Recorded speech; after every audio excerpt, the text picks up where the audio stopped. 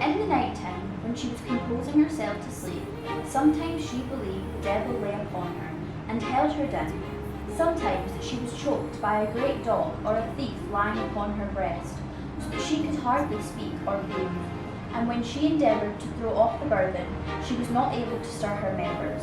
And while she was in that strife, sometimes with great difficulty, she awoke of herself.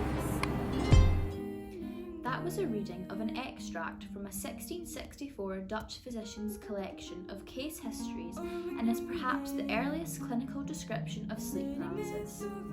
This is a sleep mask.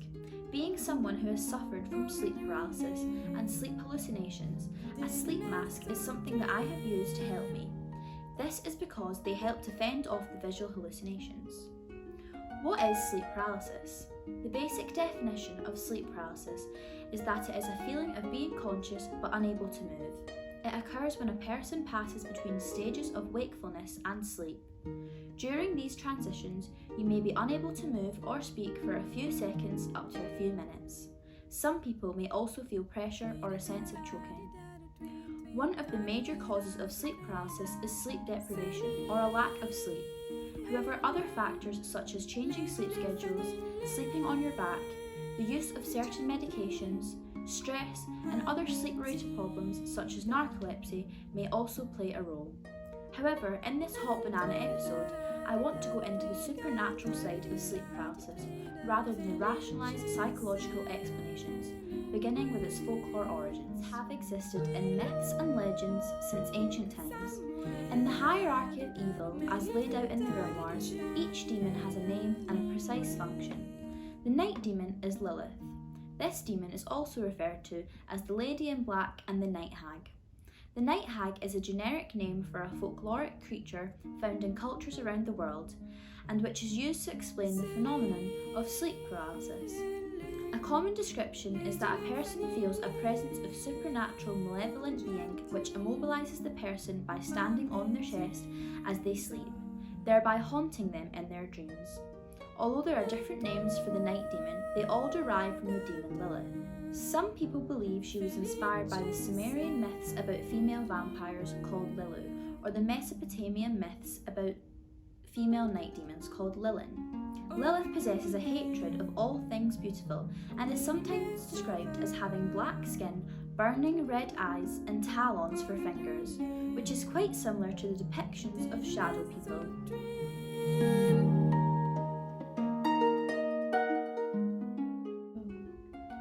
As you can see from the image, when looking up shadow people, what they are believed to look like fits the description of Lilith. A shadow person is the perception of a patch of shadow as a living, humanoid figure and interpreted as the presence of a spirit or other entity by believers in the paranormal or supernatural.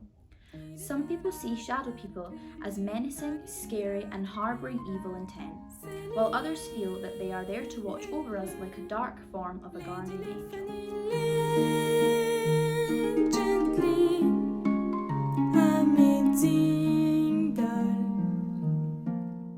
That was Henry Fuseli's The Nightmare, in which an ape-like demonic creature crouches on the chest of a sleeping woman. This oil painting is thought to be the first artistic impression of sleep paralysis, dating back to 1781, and to this day artists are still trying to explain the phenomenon of sleep paralysis through their art. An example of this is Carla McKinnon, an animator from London, who became frustrated at the lack of useful resources about sleep paralysis.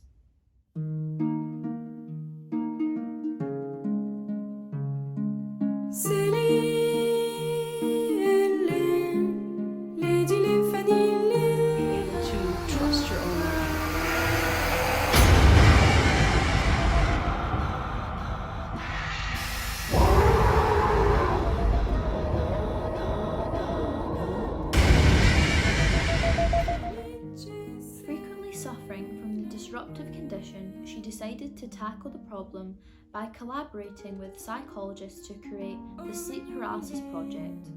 The collection includes mixed media film, Devil in the Room, an informative website, event series, and a gallery installation, aiming to encompass both scientific explanation and artistic interpretation. The cross-platform project is designed to help others navigate the cultural, history, scientific background and emotional associations of the condition.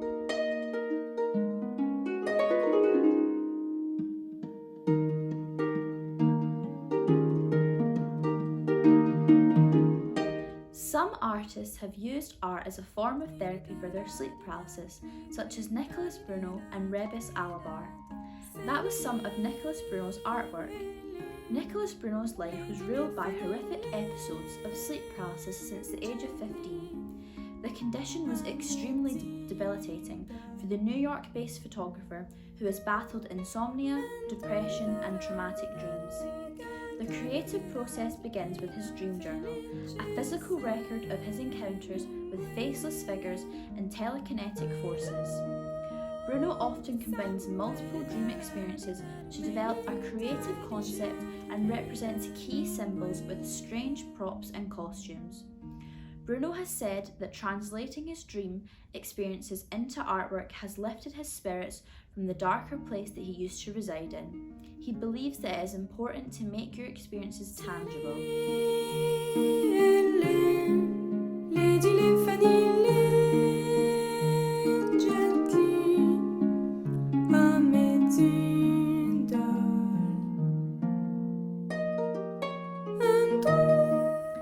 That was art by Rebus Alabar. After years of being accused of laziness, Rebus Alabar was diagnosed with narcolepsy.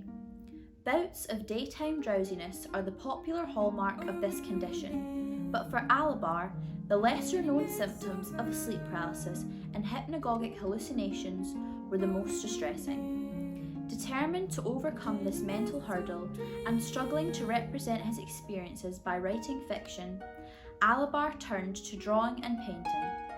He is said to have found it wonderfully therapeutic as he wasn't limited to converting his abstract concepts into words. He was able to create concepts that were far more abstract and that were more accurately representing his emotions during an episode of sleep paralysis. Thank you for watching this Hot Bananas episode.